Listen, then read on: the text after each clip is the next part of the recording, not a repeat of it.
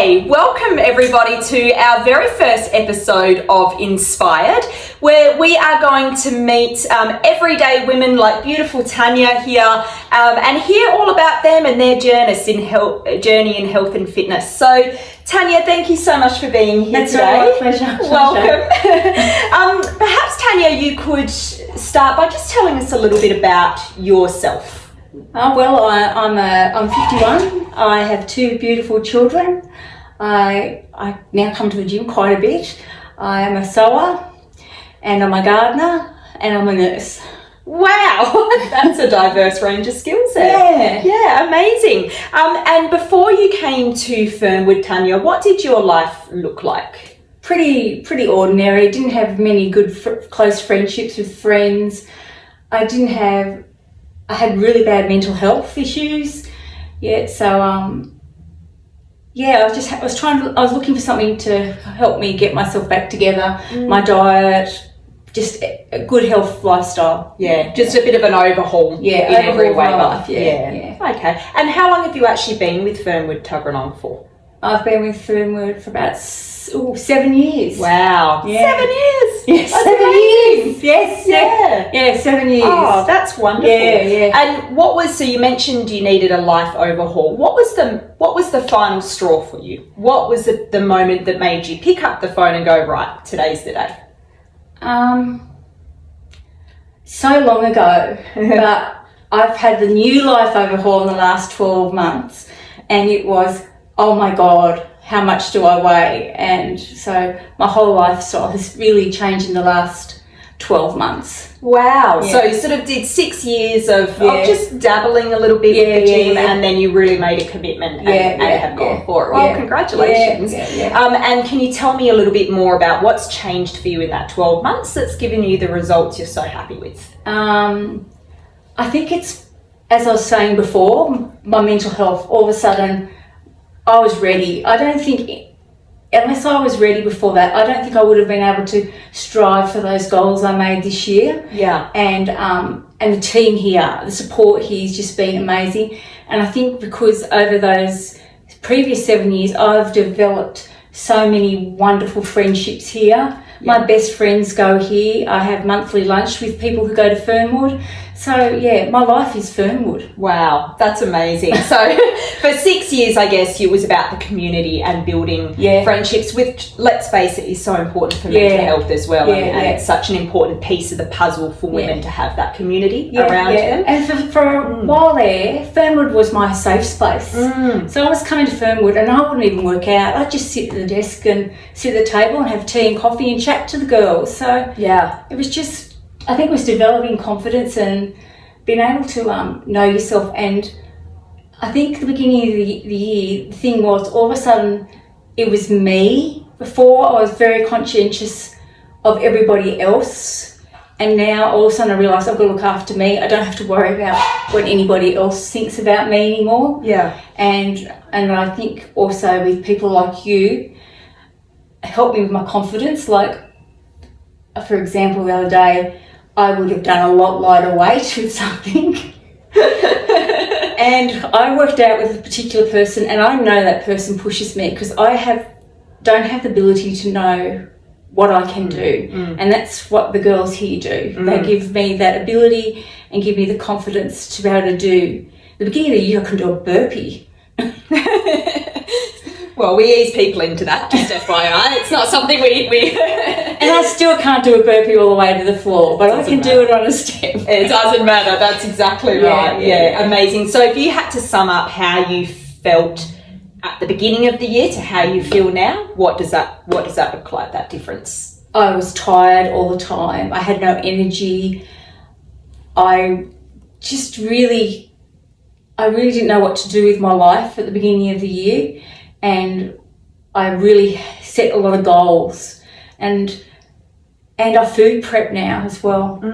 Big difference. Sorry, say that again. I food prep. I should be home food prepping now. That is so amazing. So if I don't food prep, you can guarantee I'll put on 1 kilo that week. Yeah. Wow. If I food prep, I'll lose anywhere between 500 to 600 grams that week. Yeah. Wow. And what is food prepping to you? While we're on the subject, do you just so that everyone knows what because it can mean different things. So for some people, they make a week full of meals for the fridge and freezer, or for some, they just get everything organised. Where are you at in the food? I'm with the food prep. My husband likes to cook. Yeah. So he's only a learner, so we make sure we choose appropriate meals in HelloFresh. Yes. And he cooks 3 HelloFresh meals. And then for work now, I have a favourite Fernwood recipe with chickpeas and beetroot. So I make a big thing of that and prepare that every week. I make my protein balls every Sunday. Yeah, fantastic. And I've now started doing my chai pudding and layering it up and putting it in the fridge. So I've got 3 jars laid up in the fridge now, ready to go for my breakfast for the week. Brilliant. Yeah. So I think it really shows, Tanya, you don't have to be a slave to the kitchen when you're food prepping. It's just about having that forethought and the organisation behind what you're doing. I'm going to go home now, and because we've got things happening later in the week, I will make a shepherd's pie, and my shepherd's pie is got full of veggies. It's got more veggies in it than it has meat, and of course it's 5-star mince, and my family love that. Yeah. Awesome. And what time's dinner, sorry? when am I due? You can come whenever you're ready. But that one's been frozen because it's got sweet potato mash on top. Yeah. And I would not have made sweet potato mash 12 months ago. It would have been the good old full-on mashed potato with cream and butter. It's not quite that bad anymore. And even with my lasagnas now, there's more veggies in it than there is. And I don't make a cheese sauce with lots of cheese anymore. It's just water and corn flour. Oh wow. Huh. It's a good little hack. Yeah. And milk. Yeah. So it's little changes, I think, is the vibe here that I'm getting from you. It's just those little things that you implement, like the more vegetables, less of the butter, that do add up over time. It does. And I'm a stress eater, and so I still haven't got hold of the stress eating yet, and I think that's going to be a really hard journey trying to not to stress eat. Yeah. I recognise that I'm a stress eater, and I am better with stress eating now. I will go for the celery and stuff. Sometimes I will go back to the old chocolate, but I'm very sick after I have my block of chocolate now. But Sorry, did you say block? Actually, a 360-gram block.